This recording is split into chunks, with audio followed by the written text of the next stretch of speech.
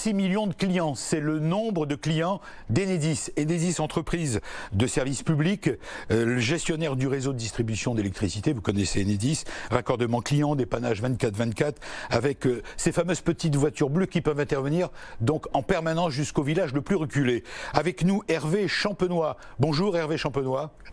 Bonjour. Vous êtes directeur de crise Covid-19, vous avez été nommé très rapidement. Alors comment ça se passe sur le terrain ? Eh bien, dès le début, Enedis s'est organisé pour faire face à la situation, avec la mobilisation de l'ensemble de l'entreprise, avec deux priorités: garantir la santé des salariés, des clients et des tiers, et garantir l'alimentation 24 heures sur 24, 7 jours sur 7.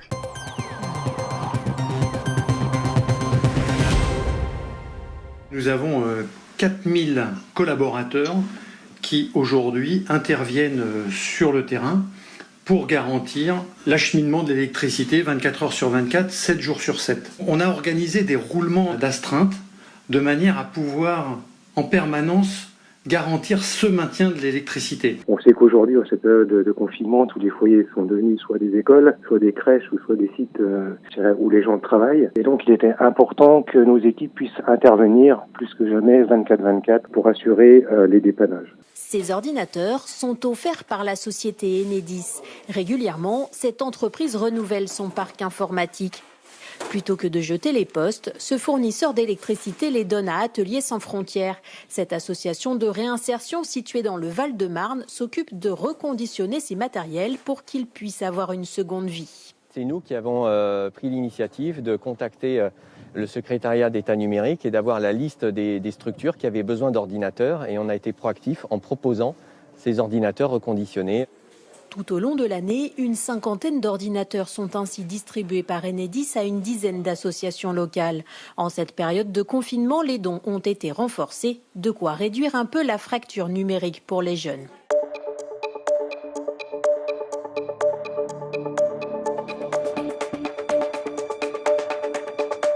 Les agents Enedis qui gèrent l'ensemble du réseau électrique de France, ils interviennent encore, mais pour des urgences et en respectant scrupuleusement, bien sûr, les mesures de sécurité sanitaire. Les techniciens s'équipent scrupuleusement, leur matériel est désinfecté. Ils devront également, tant que possible, respecter les distances de sécurité. Là, quand on va être en train de lever les supports, oui, parce qu'on est toujours à des distances assez loin des poteaux et des agents. Mais quand on va être à deux dans les nacelles pour reprendre les fils, ça va être un peu compliqué, quoi.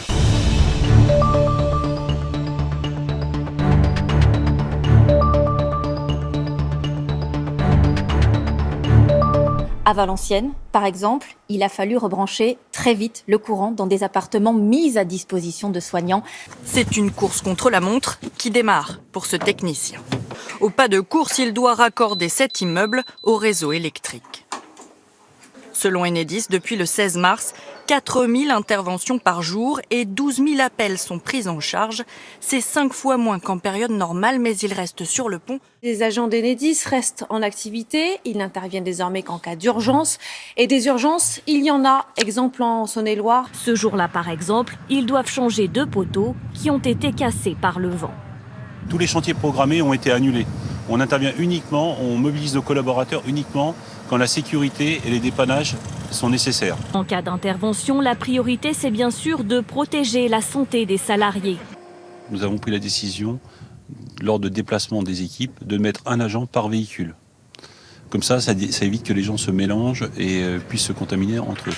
Si un des agents est contaminé, l'ensemble de l'équipe sera mis en confinement pour éviter de contaminer le reste de l'agence. Pendant la période de confinement, Enedis en Pays de la Loire est organisé pour assurer et garantir la continuité de services publics de distribution d'électricité sur le territoire régional. Ainsi, plus de 200 techniciens ont déjà réalisé 800 interventions la semaine dernière sur les Pays de la Loire. Grâce à la digitalisation du réseau, certaines interventions peuvent être réalisées à distance avec le compteur Linky. Pour une coupure de courant, Enedis maintient ses services de dépannage. L'entreprise le confirme dans un communiqué. Les interventions de réparation se poursuivent 24 heures sur 24 en Normandie. Suite à un incident sur une ligne à haute tension, le courant électrique a pu être rétabli en moins de 2 heures par l'équipe d'astreinte d'Enedis, soit avant midi.